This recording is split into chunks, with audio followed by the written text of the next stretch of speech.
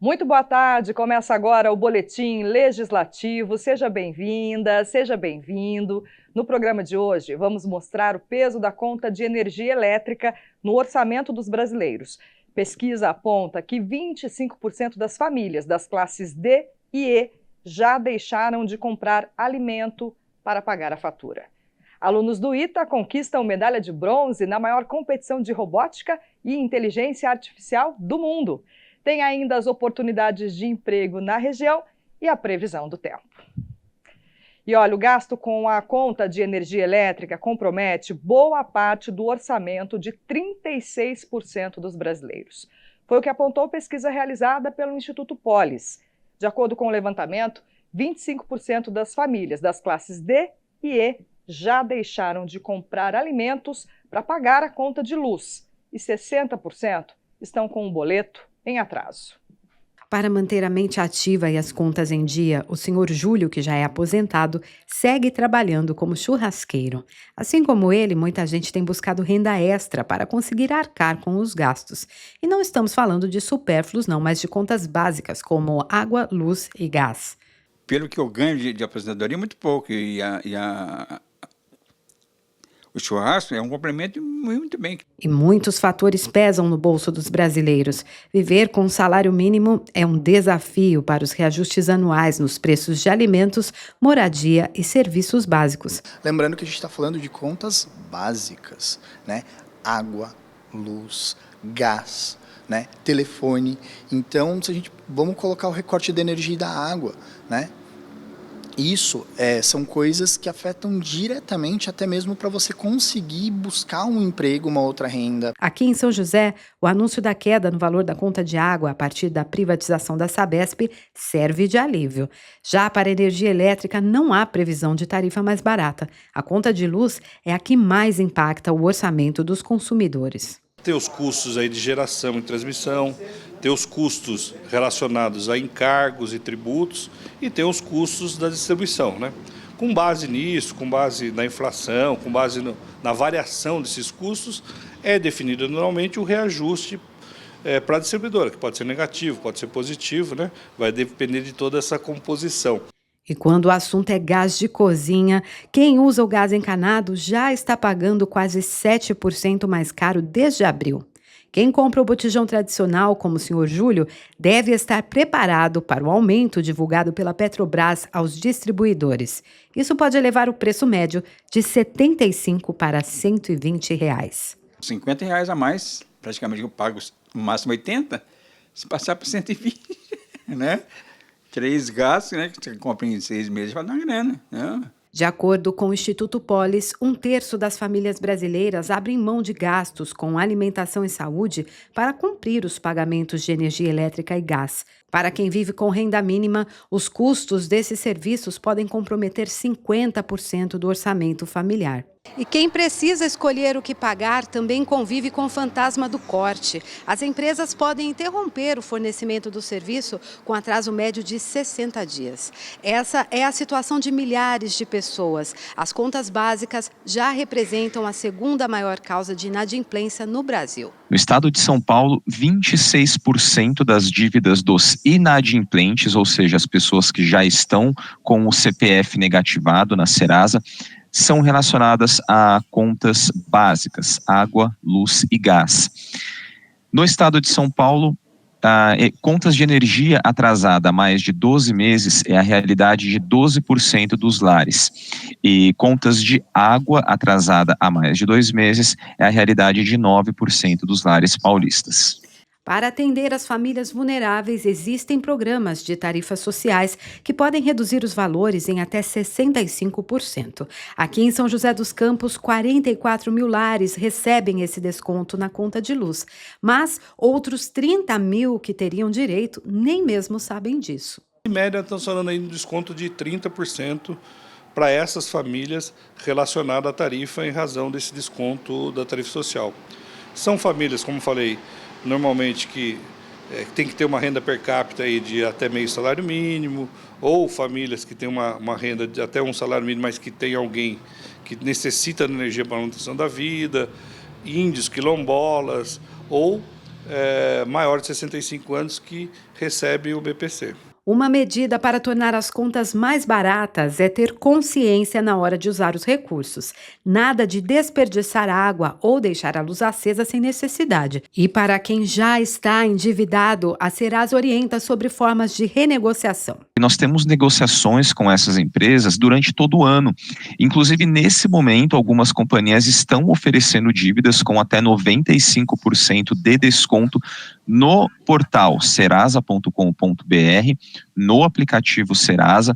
E a principal vantagem também é que quem não tem facilidade com computador ou celular pode ir a qualquer agência dos Correios do estado de São Paulo, porque os Correios estão em parceria com a Serasa, realizando negociações de dívidas com os mesmos descontos do site ou aplicativo.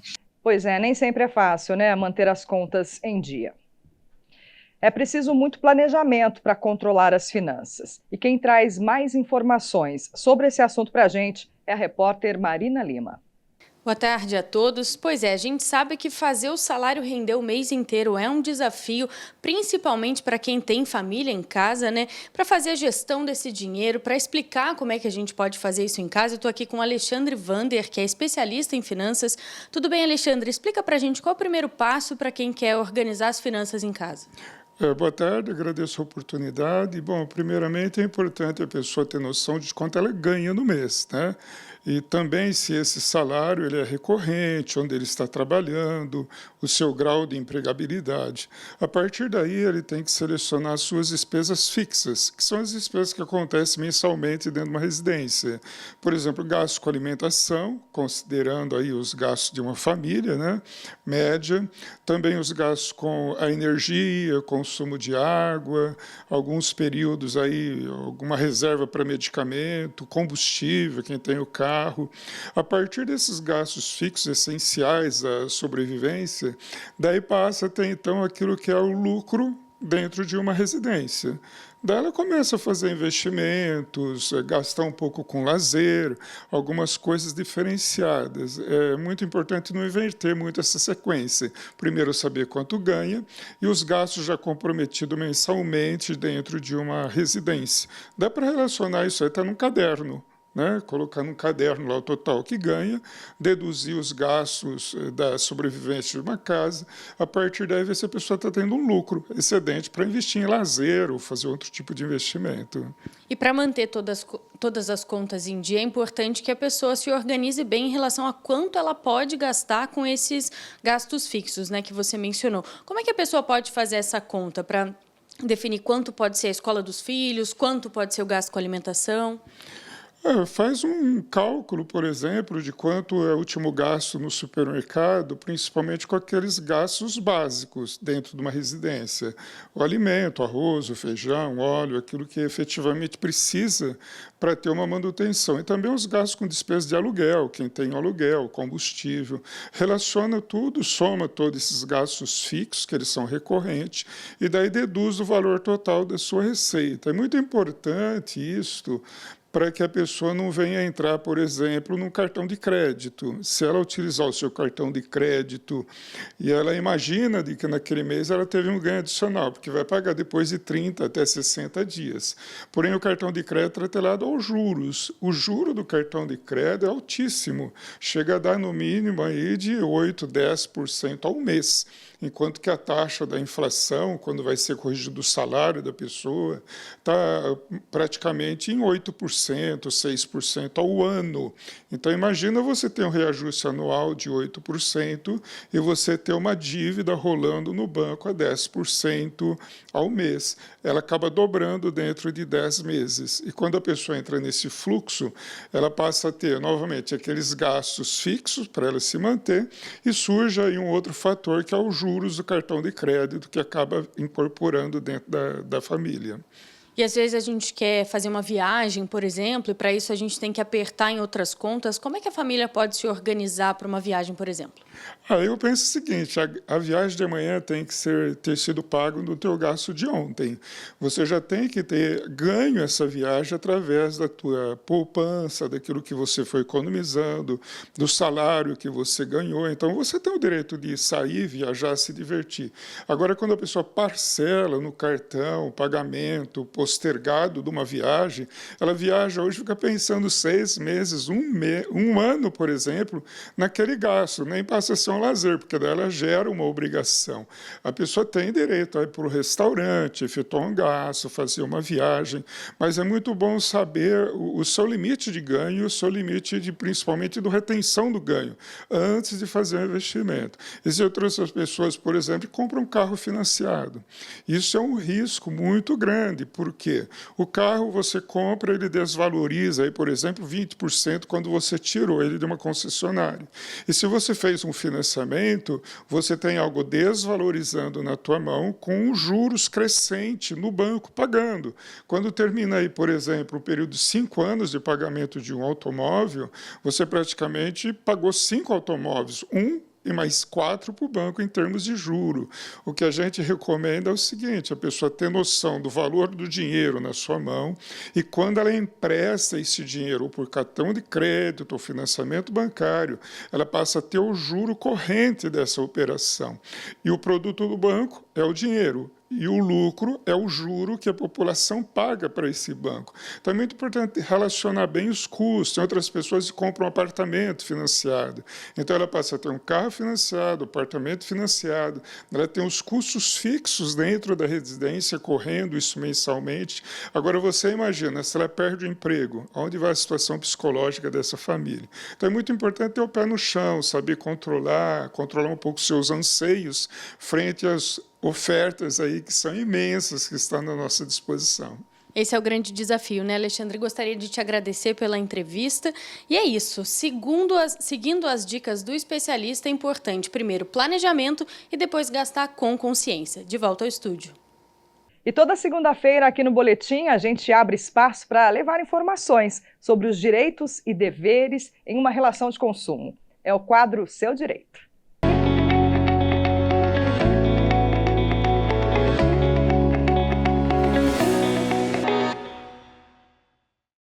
Olá, tudo bem com você?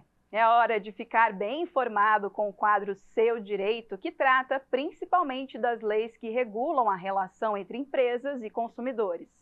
E um tema que gera muitos debates e discussões é a venda de produtos voltados para o público infantil. Você sabe o que diz a legislação sobre esse assunto?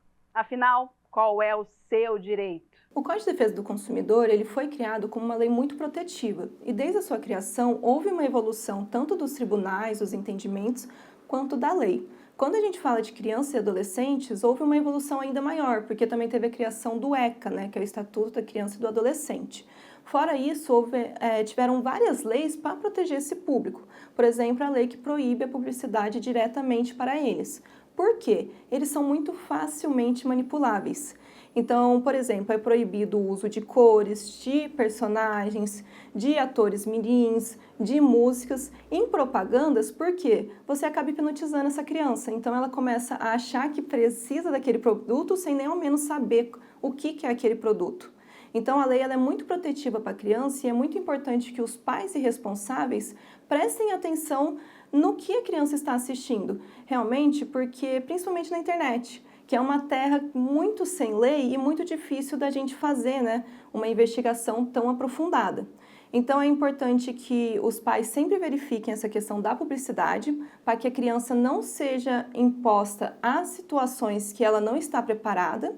E quando na compra de brinquedos, produtos para as crianças, é importante os pais sempre visualizarem as características do produto. Ou seja, tem que estar em linguagem nacional, tem que ter manual, tem que ter as características da idade que a criança tem para poder manusear aquilo e o mais importante, tem que ter o selo do Inmetro, porque isso caracteriza que aquele produto foi avaliado e não é perigoso para a criança. Então, qualquer situação que gere risco para a criança e o pai vivenciar, só tirar foto, juntar provas e pode enviar para qualquer instituto ou órgão de defesa desses menores.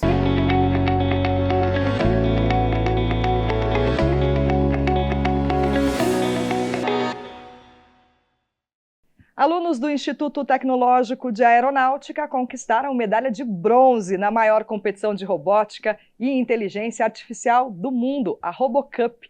O campeonato, realizado na Holanda, reuniu mais de 3.000 estudantes e pesquisadores de 45 países. E os universitários do ITA foram destaque na disputa. Pela passada, esse carinha aí é jogador. Ele é o Chape, robô feito pela turma da ITA Androids, uma equipe de futebol com robôs que disputou a RoboCup, a Copa do Mundo de Robótica. A ITA Androids é uma equipe de competições de robótica do ITA e a gente participa de várias modalidades de competição, todas elas atualmente ligadas ao futebol de robôs. Então a gente participa ao todo de 5 modalidades de competição de futebol de robôs. Nesse ano, a RoboCup aconteceu na Holanda. O ITA participou de 4 categorias. A de humanoides, que o Chape disputou. As de futebol simulado 2D e 3D, que acontecem por meio de um sistema no computador. E também a Small Size Soccer. Essa teve o melhor resultado entre todas. Um inédito 3º lugar. Os robôs eles são completamente autônomos, completamente baseados no que a gente chama de inteligência artificial, de modo que a gente desenvolve anteriormente toda essa inteligência deles e durante o jogo eles jogam sozinhos de forma inteligente. Essa conquista que levou São José ao pódio está sendo comemorada pelo professor Marcos Ricardo, que também é o presidente do time. A medalha veio na disputa contra o Canadá. No Small Size Soccer, a partida acontece em um campo de jogo. São 6 robôs autônomos e uma bola laranja. Ganha quem marcar mais gols. Então esses robôs eles têm esses marcadores em cima deles, e aí tem uma câmera em cima do campo. Essa câmera captura os marcadores e a bola, e através de algoritmos de visão computacional que rodam num computador, ele consegue identificar onde é que estão as posições dos robôs e da bola, e aí você tem outros algoritmos que a gente chama, né? Tem um programa rodando no computador que toma decisões e aí envia para cada robô o que ele tem que fazer. E aí, com isso, o robô monta estratégia, monta quem que vai atacar, quem que vai ser goleiro, quem que vai ser o zagueiro. O Nean não levou medalhas, mas voltou realizado.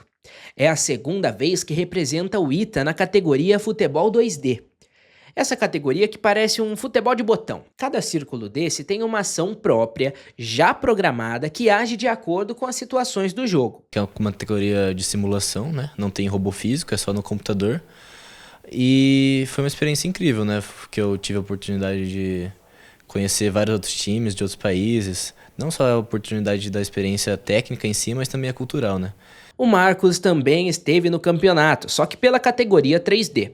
Essa se assemelha a um videogame. Cada um desses bonecos tem 22 juntas que precisam ser programadas para os movimentos. Vamos participar na categoria de simulação 3D, que diferente da 2D, ela exige toda a dificuldade da manipulação física do robô.